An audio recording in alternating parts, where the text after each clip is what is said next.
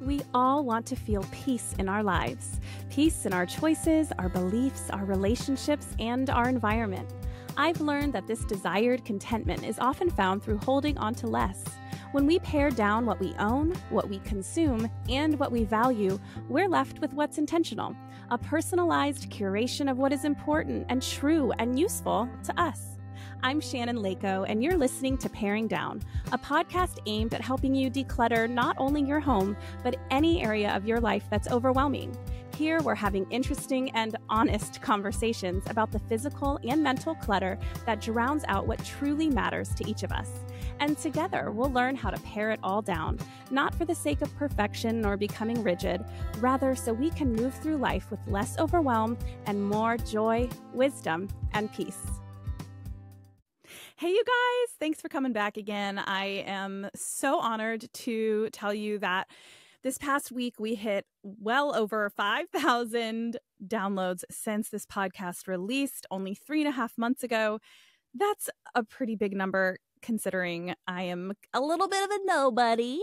And it really just speaks to the fact that I think hopefully this subject matter is just really relatable, that we are all trying to find a little bit more peace in our lives and have begun to recognize that that is within our power when it comes to our homes. And so I'm just grateful to have all of you here. I'm grateful that this is a topic that really resonates. And I'm just grateful to know that the way that I've been able to share it with you guys makes you want to continue tuning in and is motivating and inspirational and hopefully entertaining as well. So it just means a lot to me. And I shared that number on Instagram a couple of days ago, and I wanted to share it here because it means a lot to me to know that, I don't know, that I'm actually doing something that is helping you guys. You know, it's such an honor. And it's so exciting because I, as you know, could talk about decluttering forever and ever. Amen. So this is really fun for me to do. It doesn't feel like work. And so, you know, I'm just living the dream in the podcasting world right now.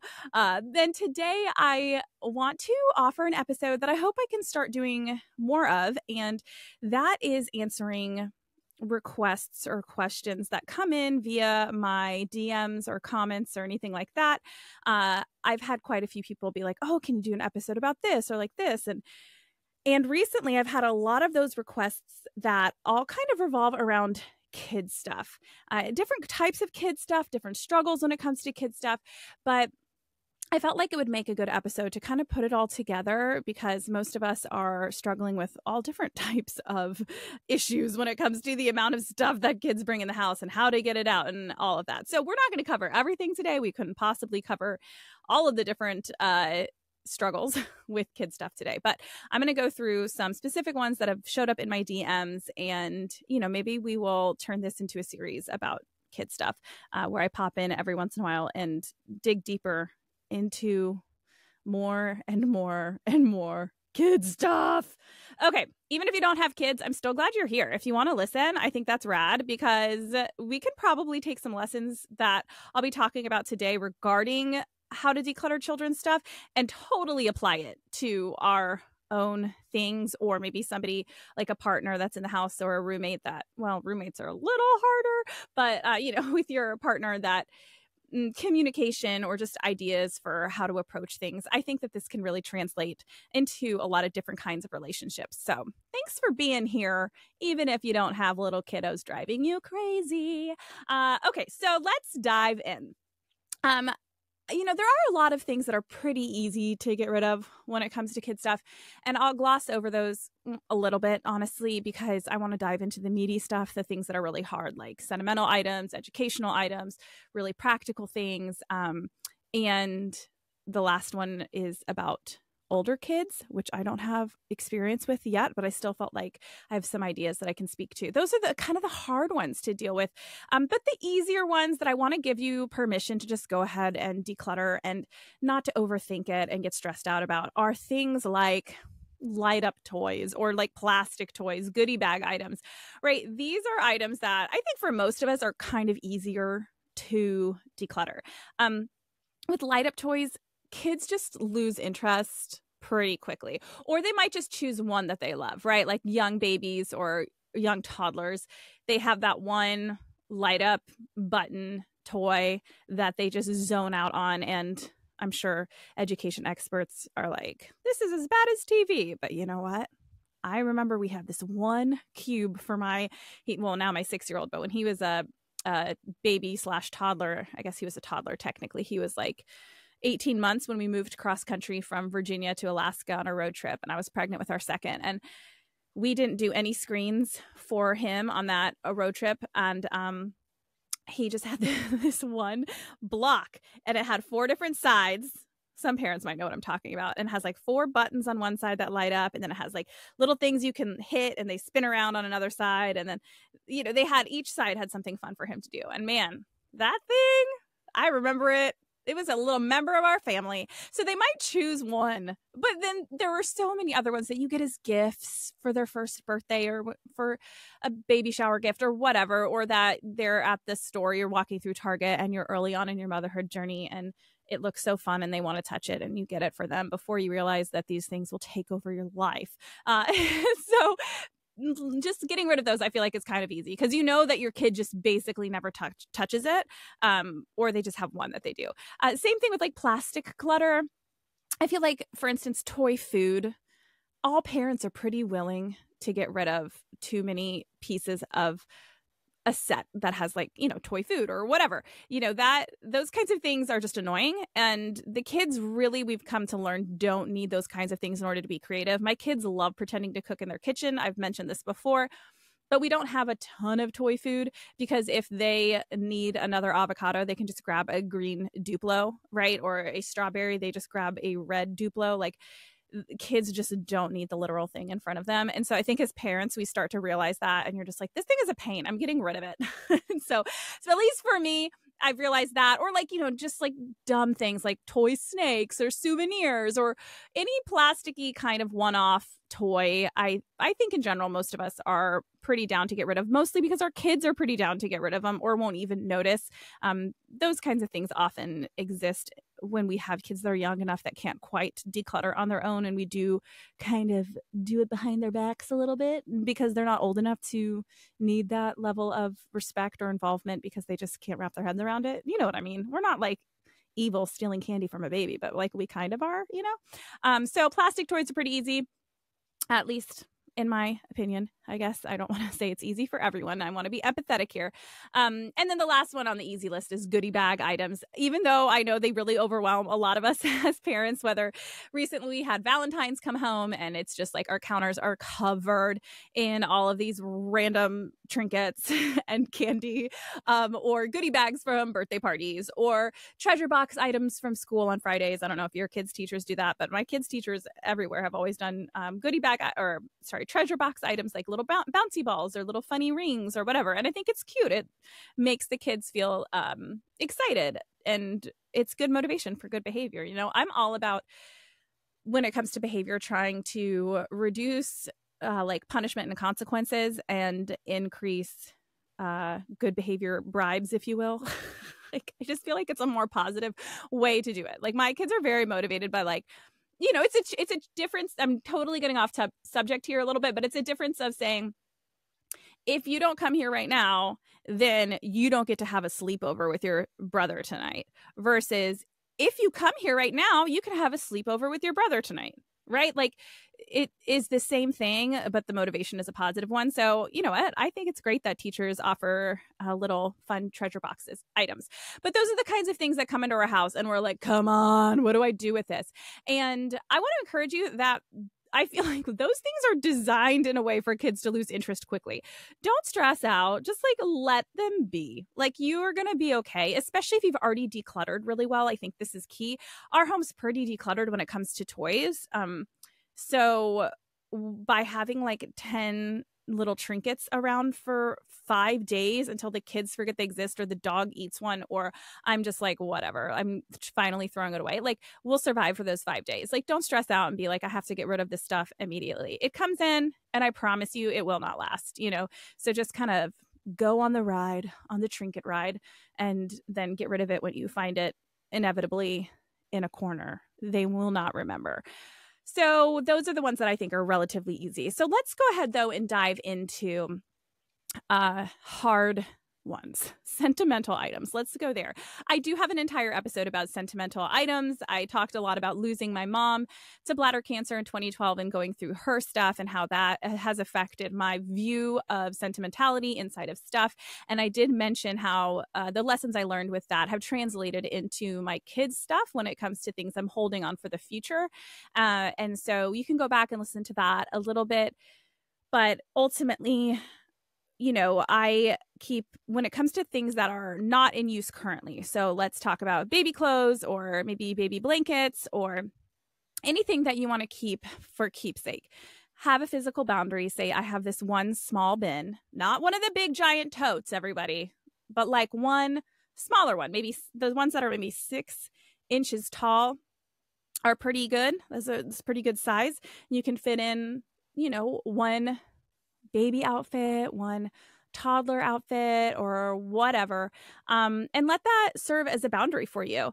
That's really helpful. And then to keep that mindset that your kids, they will exist within you and your memories more than the stuff. We have so many pictures these days too. You don't need all the items of your favorite outfits to trigger a memory, right? Like I think a lot of us do family yearbooks, or we have pictures on our phones that we want to organize, which I'm going to do an episode about organizing pictures too, because I think it's sad that so many of our pictures go to die since they're all digital. I'm a big fan of physical pictures, but then obviously there's a way to do that without it becoming clutter. So we'll talk about that another time. But the point is, when I lost my mom, I realized quickly that she lives in me. Like when I reach for something and my hands look just like her, when things come out of my mouth as an adult that I'm like, whoa, that was my mother, and pictures I have of trips we took together and just memories, right? Like we'll be okay. We will remember. We love our kids so much. We are not going to forget everything. And we might forget some things, but we have to recognize too that those things are not forgotten completely, in the sense that they are part of the reason we love our kids so much. We don't have to remember every last experience and outfit that they wore for those outfits and experiences to have been valuable in developing our relationship with our children. So anyway, I do encourage you to go listen to that other episode about sentimental items. I think it's episode 5. I did it pretty early on for more of these mindset shifts that are helpful. But let's talk about the things that are in current rotation, in current use when it comes to kid stuff that are sentimental. Books, for instance, is a big one. This is a request that I had. Can you talk about children's books? Because I know so many of us just love them, right? Actually, what's funny is last night was my son's book fair for school. And man, when I go to those book fairs, it brings me right back to book fairs when I was a kid. And I've seen there's like a meme out there that's like, book fairs are like what conditioned me to be an overconsumer or something like that. Of course, the meme is like 1,000 times funnier than what I'm saying, but it's true. Like as little kids, we see these new shiny books and they just all smell so good and they're so exciting. They have our favorite characters on them and they're just, oh gosh. And I felt that last night. I was like, oh man, book fairs are what's up. And I'm a big reader too, so they're very addicting to me. So I'm glad someone asked me to talk about books because I completely understand the struggle. So here's what we do. Any that are falling apart, we say, thank you so much, sweet book, but you got to go. Kids rip books apart all the time, pages and spines of books and whatever. And there's only so many times you can tape a page back in before you're just like, this just was not meant to be in our house anymore. So I encourage you that even if it's a great book, just to be like, obviously we loved it well, especially if you guys don't pick it up as much anymore, just saying it's time to go if it's falling apart. If it's a book that you just never really read, like maybe it just has too many words. I mean, can we be honest? No one wants to read their child a bedtime story that's 10 minutes long. We're tired. I just want them to be in bed. If they're like, whenever Aaron and I have been like, I don't want to read that book. It's too many words. It's got to go. And we just let it go. By the time there are that many words in a book that we feel like would be beneficial for a child is when our kid can read.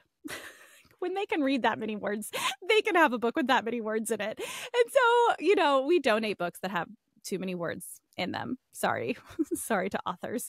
So that's, I mean, it's just practical. If you don't want to pick up the book and read it to your kid, or if they don't really like the book and never choose it, let it go, like Elsa says. Also, if the kids are just past the age of it, right? Like, oh, I loved Brown Bear, what do you see? I see an orange duck looking at me. Oh, right. I love those books.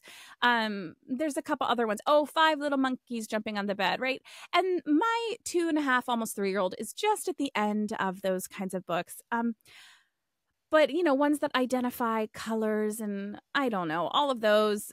I mean, maybe I should still do it. It's not like my 3-year-old knows all of his everything, but ultimately he just wants books about trucks and cars. And so there are just some books that were a little bit past, right? And letting your kids grow up and saying, it's okay that they're too old for these books now. You don't need to hold on to them. It's just realistically, you're not going to read them. So, you know, if they're falling apart, if you don't really like them, if your kids are too old for them, those are easy ways to get rid of books.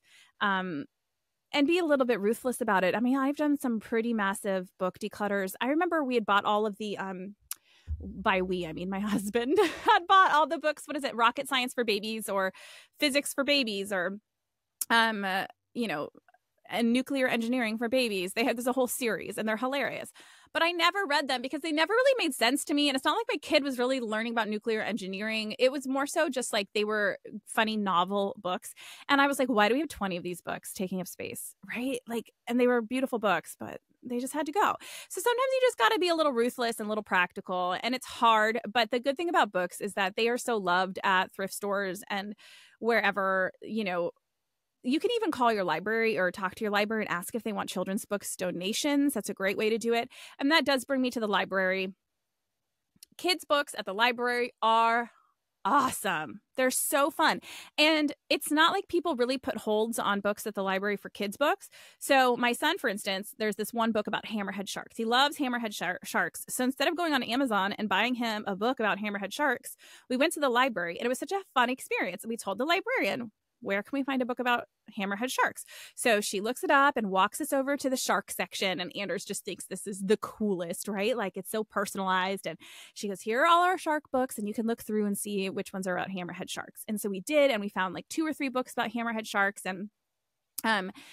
And we took him home, and one of them he just loved. He just thought it was the greatest. So you can renew holds on the library. We just use the website. It's so easy. I just go to on my phone, and you see what your holds are that you or your current books that you have checked out, and you can just push renew hold. You can do that twice, and for libraries you get to keep them for 3 weeks. But if you do that twice, you have this book for 9 weeks. That is a long time. Most kids get over books by 9 weeks of reading them. And then we take it back. And if a month or 2 later, he's like, oh, I really want that hammerhead book again. I go right back to that library. I know where it is now. And I go get it and check it back out for free. Because you know what? I don't need to spend $15, $10 on a hammerhead book. Like I just don't need. And who knows if it's going to be one he loves, right? We picked 3 from the library. And then he decided which one he really likes and gets really attached to, as kids do. Sorry, I'm going on a long tangent about this, but the library is so awesome. Same thing with Josephine. She was like, I want a book about Ariel. So I asked the librarian, can you help us find a book about Ariel? Because I don't have time to sift through all the shelves and figure out all the different numbers and letters and what they mean and how to find one about Ariel. Like, I just don't have that time. Librarians are there for a reason, and they are so helpful and so wonderful. And so she did the same thing. She looked them up on her computer, wrote them down, and came with us to the kids section and picked out 3 different books about Ariel for Josephine. And it was such a lovely time. And our kids love the library because they feel like it's such this personalized, cool experience. So I really encourage you to use library books. It really, really lowers that clutter for kids' books. Moving on. This episode's going to be 4,000 years long if I don't start speeding things up. But books were a big one. You know me. I mean, if you've listened to my podcast, you know I am a big book girl. Okay, so we talked about the sentimental items a bit, books, stuffies, and dolls. Let the kids lead the way. Oftentimes, we are more attached to certain stuffies than they are. And don't get me wrong, my daughter loves her stuffies, and so does my son. Loves them and their dolls. But sometimes the kids are better at recognizing which ones they actually are attached to and which ones they're not. So doing that with them, I find to be really, really helpful. And sometimes I'm like, oh, are you sure? Are you sure you don't want this one? Because I have memories attached to it, right? If you really feel like you can't get rid of one, don't pressure your child to keep it, because the second you say, "Are you sure?" they're like, "Oh, you're right." you know? Just say, okay. And then if there's one that means a lot to you and you're not ready to part with it, put it in your sentimental items bin that we talked about and revisit it in a year. And if it still feels super sentimental in a year, then fantastic. That's part of your collection to look at when you're 50 and you miss all your babies. Kid artwork, I guess that's kind of part of sentimental stuff. But again, physical boundaries. This is so important. There are different options like Archive, where you send them all the kids' work, they take pictures of it and turn it into a beautiful book. I personally don't use that. It's not my vibe. Some people love it. I want the actual fingerprint on the piece of paper. Like, I want the physical copy of it. So I just am very particular about what I keep. I don't keep a lot, but what I do generally has like their handprint or a fingerprint on it, or it's just something that really represents, like, my son worked really, really hard on this awesome hammerhead drawing, and that just represents a really fun time in his life when he is obsessed with hammerhead sharks.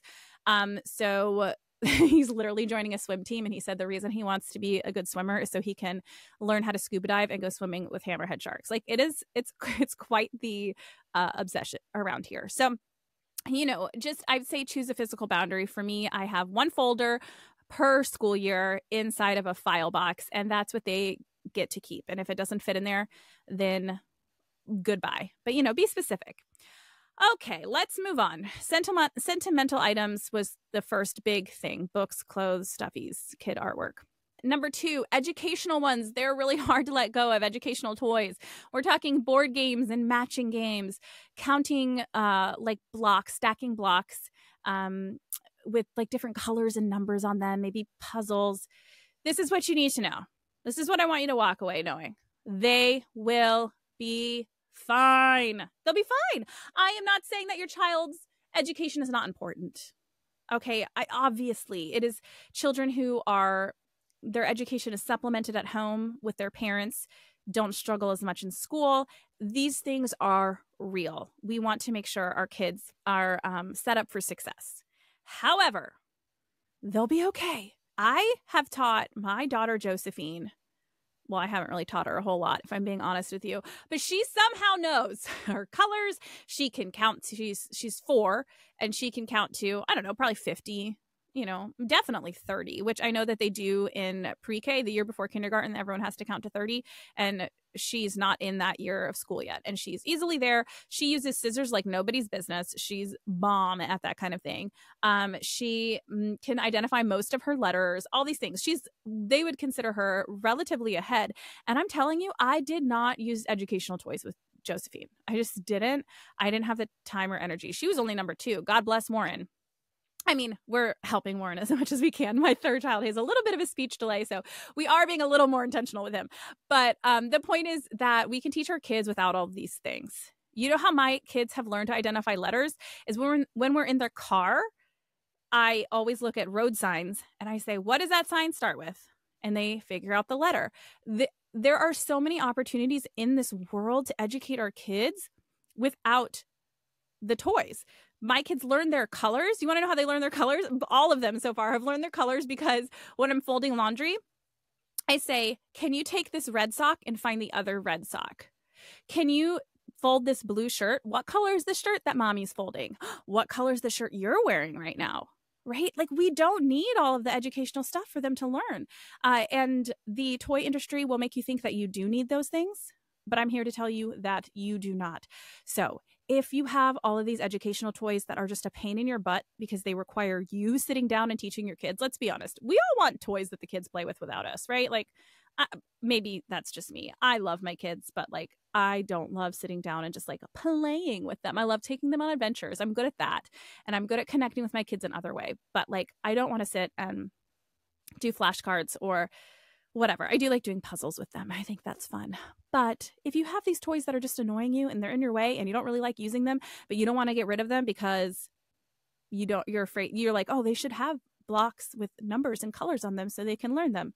Just be like, oh, I can teach them that while I do laundry or do dishes or whatever. Like, another reason I'm a big fan of not having like all neutral colored children's items, like the, kids' plastic dishes or whatever is because it's a really good opportunity to be like, this is a pink plate. Do you want the pink plate and the green fork? And this is a circle plate. This one's a circle. This one is a big circle, little circle. And they learn big and little, right? Like, I know it sounds obvious, but like sometimes we forget and we think we need all these games to teach them opposites and colors and numbers and letters, and the world around them will teach that if we're intentional in interacting with our kids. So be gone, toys.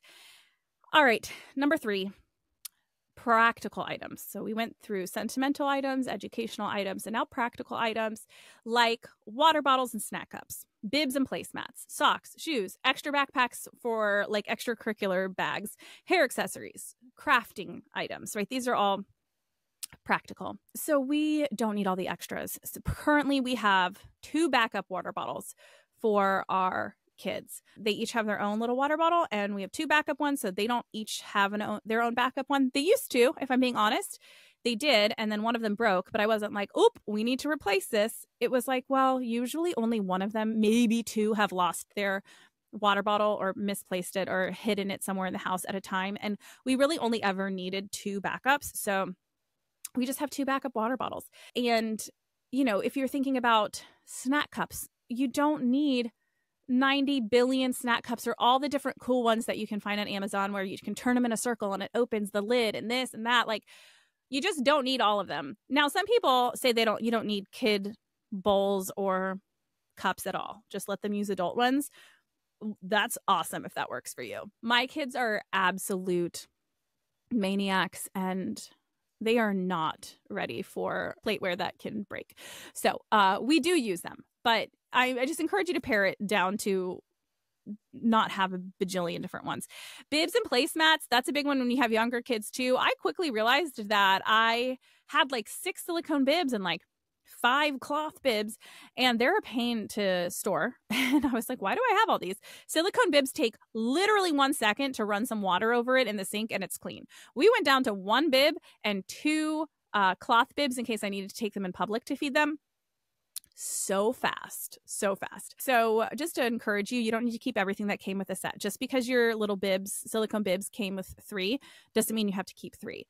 Same thing with placemats. We loved placemats for our kids when they were little, smaller than they are, but you don't need all of them. Socks, the same thing. Why do we have so many socks for our kids? Like, I don't know about you. I mean, I do laundry every other day. Even if you only do laundry once a week, they need 7 pairs of socks. Maybe, okay, that's not true. Kids go through things really quickly. They probably need 12 pairs of socks, but we have like 20 billion. My 6-year-old is now down to, I think, 1, 2, 3. I can even count them in my head. I think he literally has 7 pairs of socks. And sometimes there are days where I'm like, oh, he almost went to school without socks because I didn't do laundry fast enough. But it's good motivation to keep going. You're just going to let things pile up more and more and more the more that you have, right? It's the same concept with silverware. Like, you just don't want to have that many bowls or that many silverware because then you just can get away with not doing the dishes. And so then you don't do the dishes and then you have 1 million items to clean instead of just having 4 forks and 4 spoons and 4 plates, which forces you to wash the dishes if you want something to eat out of the next time. Same thing with shoes. Our kids really just don't need all the extra shoes and the extra looks. My son has 1 pair of gray sneakers that can be dressed up for church, and then he wears them to school, and that's all. He has 1 pair of shoes. In fact, I don't know if I shared this on the podcast. One time I saw his pair of shoes on the floor, and he had left about 10 minutes earlier for school, and 5 minutes earlier for school. My husband takes him. And I was like, I wonder what's on my child's feet, because he has 1 pair of shoes. So I called my husband and I'm like, what's on Anderson's feet right now? And he looked in the back seat and he was about to drop Anders off at school barefoot, like a full on, I was going to say redneck, but I don't want to offend anyone. But anyways, yeah, he had to turn around and come home because my kid didn't have shoes on. If I hadn't known that he only had 1 pair of shoes, maybe I would have just assumed he was wearing a different pair, and he would have showed up at school and been dropped off and walked inside barefoot. Because I promise you, neither he or my husband would have realized he was barefoot until he was in his classroom and his teacher was calling me being like, what kind of mother are you? So, it's beneficial to only have 1 pair of shoes and you don't trip over as many, and kids can get away with it. Like, no one's going to judge him for being at church with his gray sneakers on. That's why I don't choose like super sporty whatever type of sneakers. I choose something that's pretty. They can be dressed up or dressed down, and they're very comfortable for him, and that's all. So anyways, I went on a tangent, but my daughter, same thing. She has one pair of sandals for the summer, a pair of white tennis shoes, and a pair of brown boots. And those 3 shoes match everything. I could go on and on. Your kids don't need backpacks for extracurricular activities. They can just use the one that they use at school. I'm talking about younger kids. I cannot speak to older kids with sports. I know that everything gets stinky or they need a lot of space or whatever. But generally speaking, right now, if your kid is like 7 and under and they go to soccer practice once a week or swim class, like just use the backpack that they bring to school. Like you don't need all the fancy sport bags for them. Same with hair accessories and bows and craft items. Like just let them use what they have. It's okay. Your kid does not need every sort of crafting item available in order to be creative. That's a me thing. That's an adult thing. That is our issue. Kids don't need it all. They might think, oh, Mom, do you have any cotton balls? I want to make clouds. And you're like, I don't have any cotton balls. Sorry, you'll have to figure out a different way to make clouds. And they do. They promise they'll figure it out. I guess that's about it for that, the practical items. I'm trying to get through these quickly because I told myself that this wasn't going to be a super long solo episode, and we're already at 30 minutes. So thanks for being here, guys. Last thing I'm going to talk about, because this was a request, number 4, is adult kids stuff, or maybe teenagers. Because this one's tricky because there's privacy involved, right? Like it's a lot harder to go through those things with our kids because there might be things they don't want us to see. And that's okay. It's not them trying to be sneaky. Like at some point we need to start trusting our kids to an extent, right? Know thyself, know thy children, but letting them learn and lean into being their own autonomous individual, because that's a sign of great parenting. If your kid can go out in the world and be their autonomous self and make good decisions for themselves without having to tell you every last thing that's personal to them, I think that that's actually a really good sign, that independence. So I don't have adult kids, but I just thought this was an interesting request to talk about.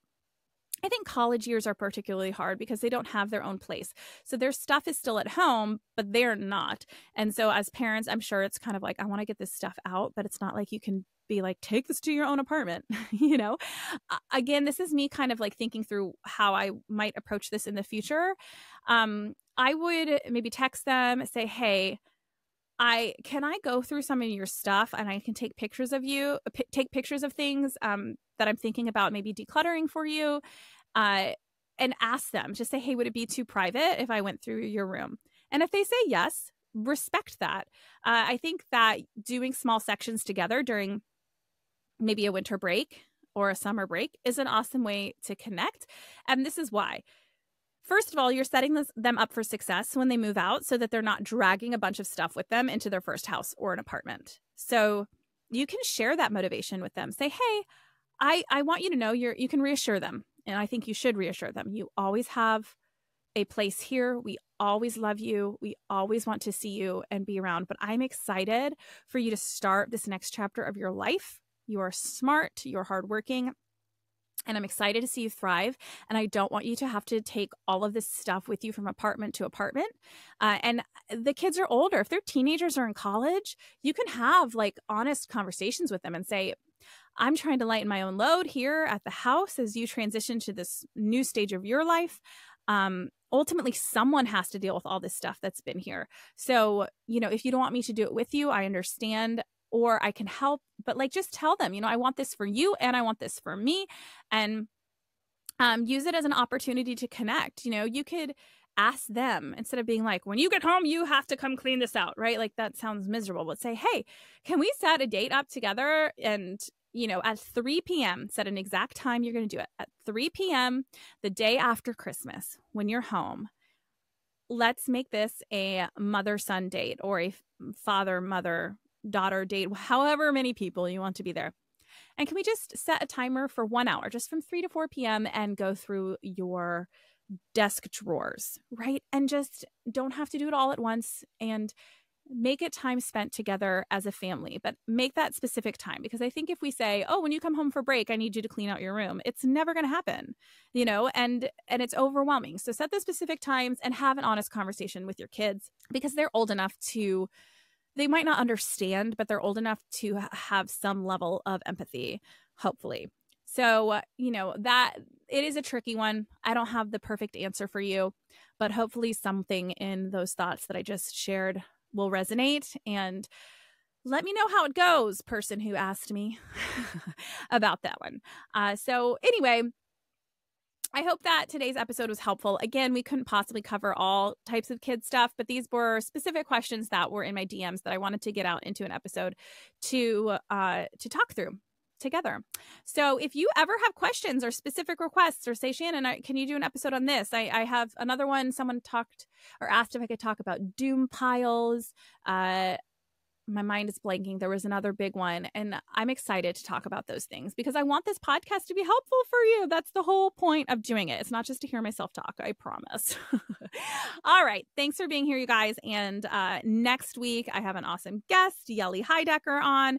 Most of you know who she is, but if you don't and want to prep for the podcast next week, go look up Yelly, Yeli Heidecker on Instagram. And you'll see that a lot of people follow her for good reason. And you get to hear so much of her insight on the podcast next week. So I'll see you then. You just listened to an episode of Paring Down with me, Shannon Leyko.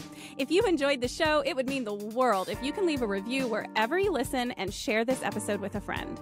Those reviews really are what keeps a podcast on its feet for the long haul, and I will read every single one with a huge smile on my face, so thank you ahead of time. If you're watching on YouTube, don't forget to hit subscribe. Also, be sure to follow along on Instagram at Paring Down Podcast, where I offer lots of tips and inspiration for paring down, along with what's new here on the podcast. Till next time.